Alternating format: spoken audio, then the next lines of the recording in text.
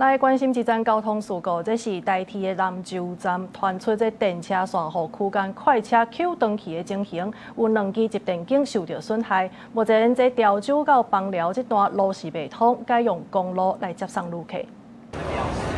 不好意思，你們現在等不及自己坐計程車嗎？對啊。為什麼？你們要去哪裡？我們要到枋寮。你們到枋寮？對啊，因為如果要等他們的接駁車好幾輛，可能要很久，因為這邊人的行程都已經被 delay 了。你們從哪裡過來的？台中。台中過來，要去哪裡？我到台東。到台東。這一班車是。哦，所以你們就自己等計程車了。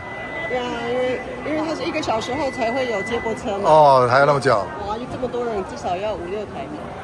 台鐵公司是表示講，早起9點50分的時陣，有接到通報，講這電車線過揚去，目前這路是暫時未通的。潮州到枋寮這段是改用公路來接送，那台鐵也成立應變小組，也有南區的應變分組有全力來搶修，造成旅客無方便，這台鐵也有會失的。